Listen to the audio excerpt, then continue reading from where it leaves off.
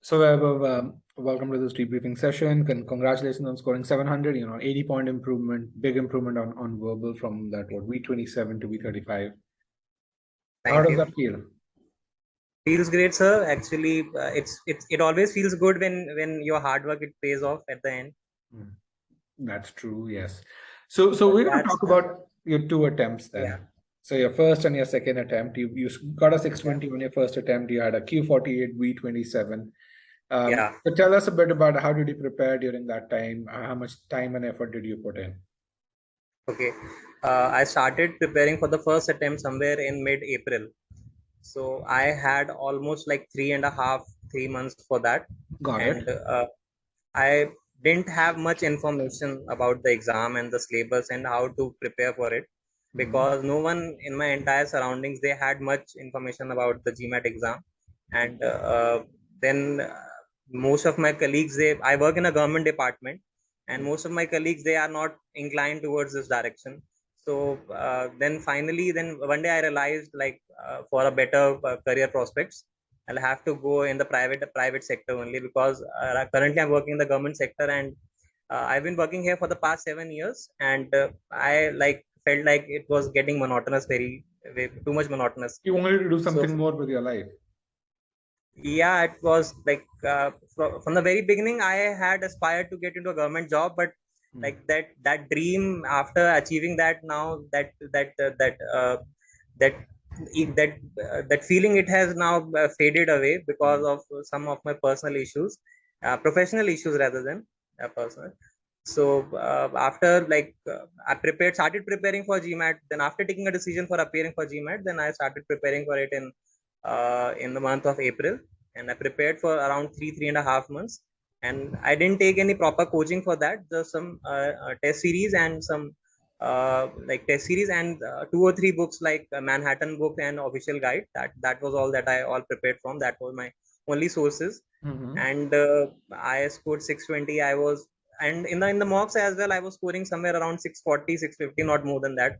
So it was not like I was very shocked to see 620, but I was a bit depressed because that's not my true potential. And I felt like, I could score 690, 700. That was within my range.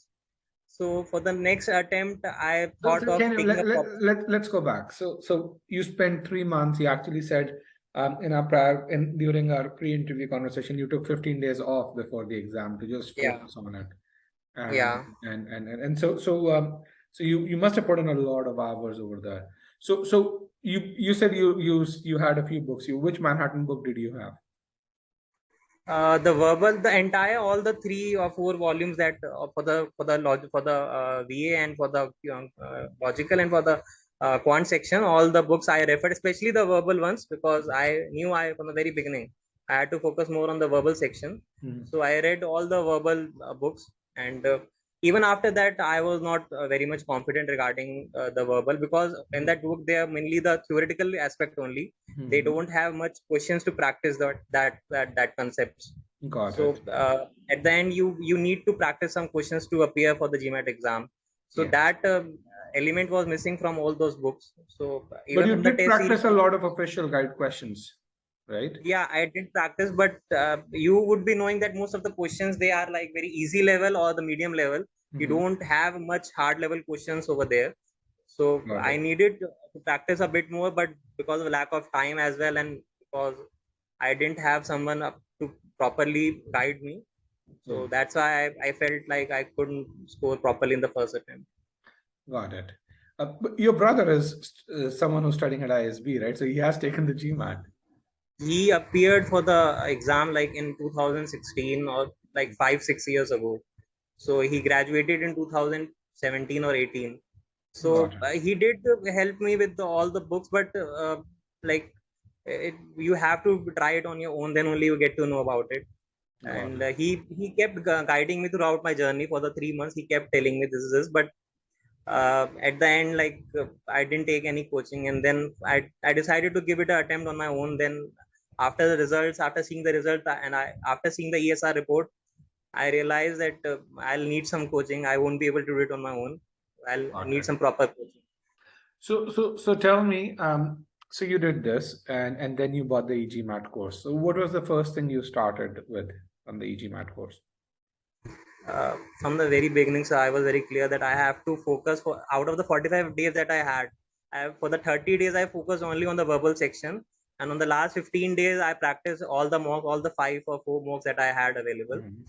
So for the 30 days, I saw each and every video of the verbal section, and I guess most of my thoughts and most of my doubts, they were cleared in the first time I saw all those videos. Most of my doubts were cleared, and So all did the you questions. start first with master comprehension then, or what was it?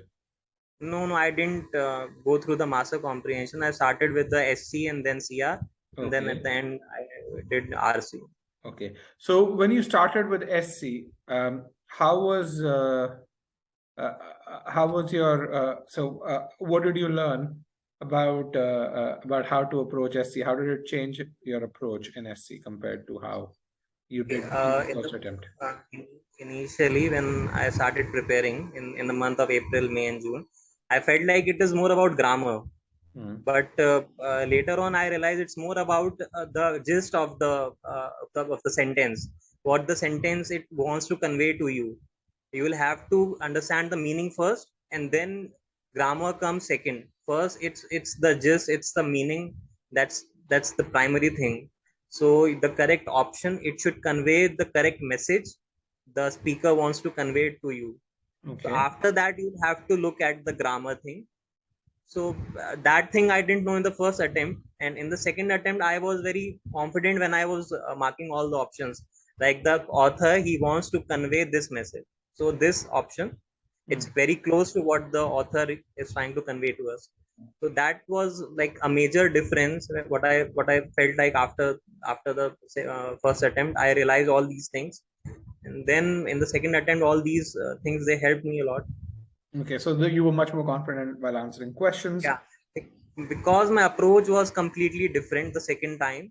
And in the first attempt, I was more like I was not aware like GMAT is testing me on logic, not on grammar. They want that the candidate, he or she, should be aware of what the writer he wants to convey. So that thing GMAT is testing, not just the grammar. Yeah, they are testing the grammar, but that's not the main motive of this. Yeah.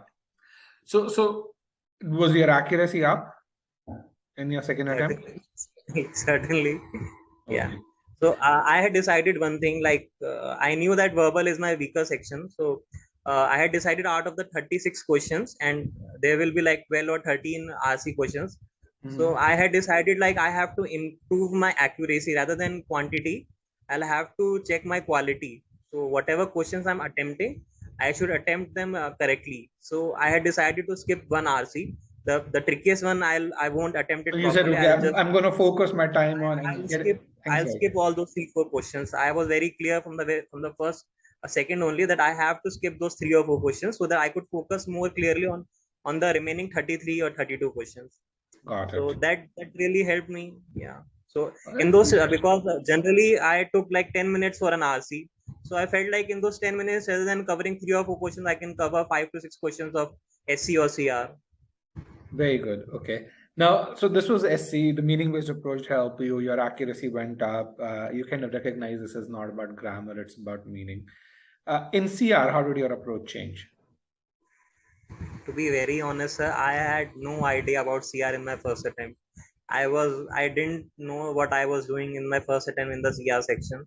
I was just looking at the question, I was reading it, I was just thinking like, if they want this, then they want that, this should happen, this should strengthen, this should weaken. I had no approach. I was just looking, I was just reading, and that's it. I was just looking at the options. There was no approach. I had no methodology to follow, no process to follow. Why is that? I mean, you read the Manhattan CR book, right? Sir, they'll help you up to some level. They won't help you, like the tricky ones, they won't help you. You will get the basics. Yeah, you have to follow the negation, and then you have to find a scenario where the negation fails. But all these process, they won't you won't be able to apply them in those 60 minutes. You have a very short period of time, and you have to be very quick. So that process, it's a very lengthy process, and you have to apply that process to a number of questions.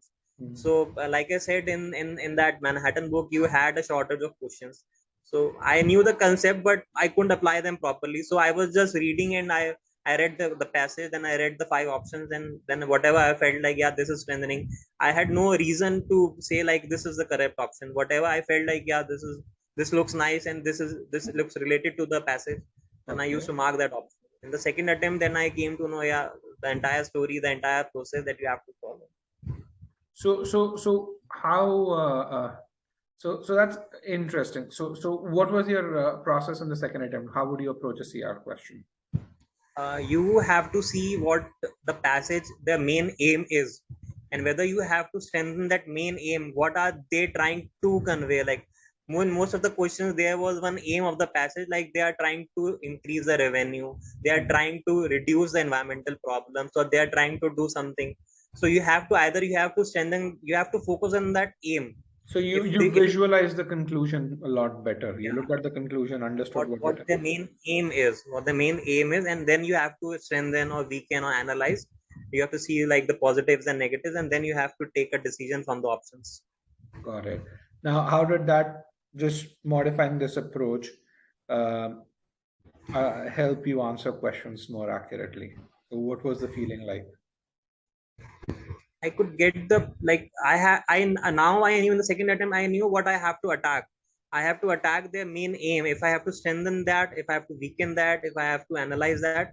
So in the first attempt, I didn't know what to attack, what thing to focus on.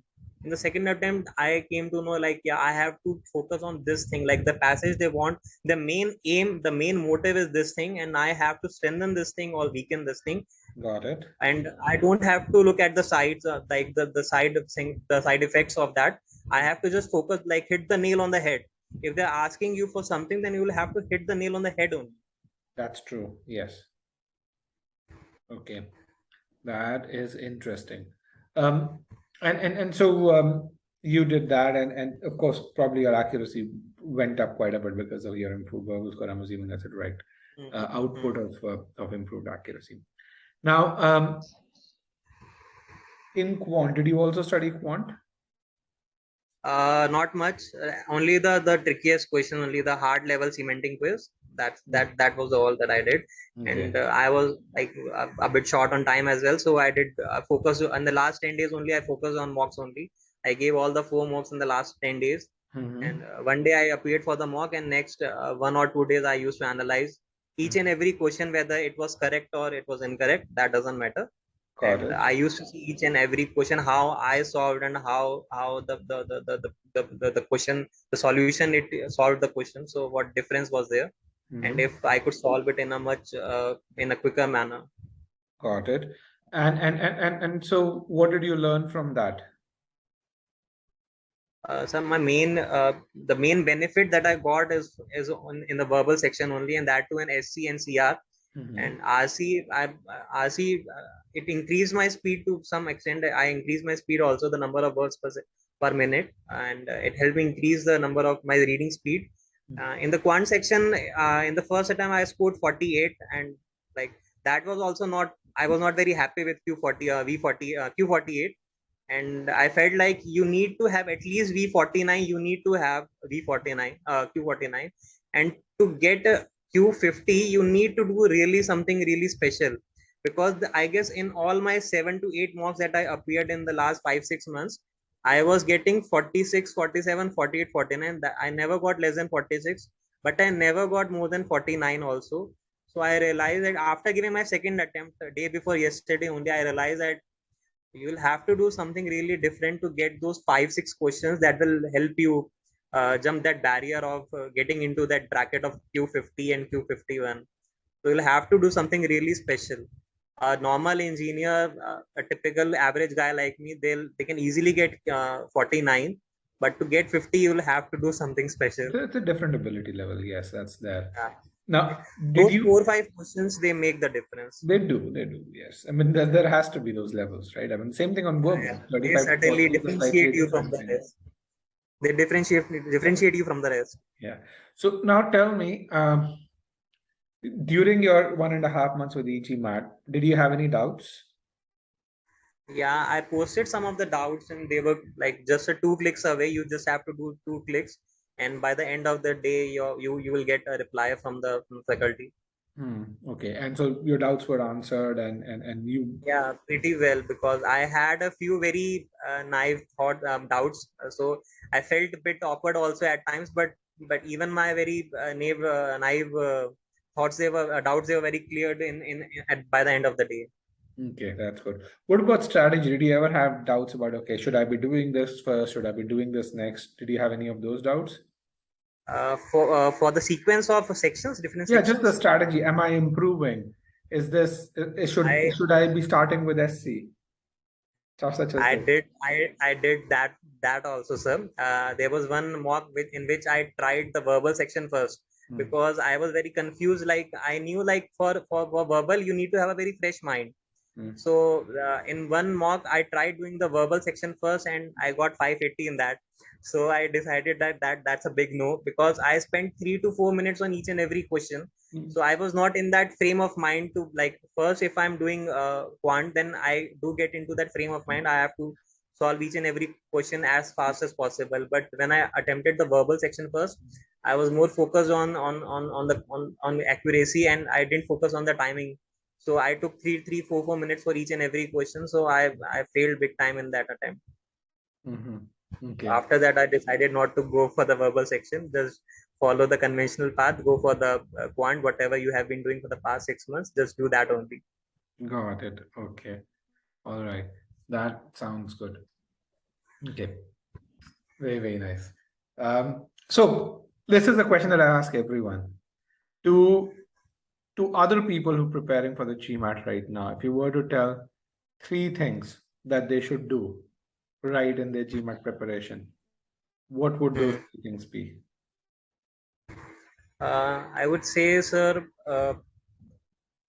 just focus on your faculty, and just have some faith on them, and have faith on the methodologies that e-GMAT it is providing to you.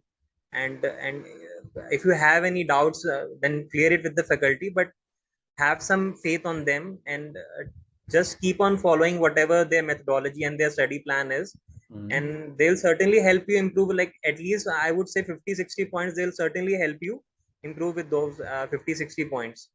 And another thing that I would say is, like, practice more and more questions, and after every video that you module that you have studied, and immediately practice some questions, because at that time you are fresh with the concepts, and if you strengthen them at the same time, the concrete quiz and the custom quiz and cementing quiz, if you could do some questions right after each and every module, then start doing those questions rather than accumulating them. Like after I complete the entire VA verbal module, I'll do this. Rather than accumulating all the questions at the end, it's Mhm. better you study one concept and then practice some questions, because there's no dearth of questions on the portal. There are, I guess, 1300 or 1200 VA questions that are Yes. available on the websites. So there's no dearth of questions. You can start with the easy ones, and slowly you can gradually move to the harder ones that will help you strengthen your concepts and help you develop some competence as well. So if you could practice more and more questions, that would be my main, like, that will be very helpful for the candidates. Got it. Sounds good. Well, uh, Vaibhav, thank you for that. I think a lot of people would find this advice very, very useful. Focus on building the fundamentals, trust the process, and solve questions right after learning. That's really useful. So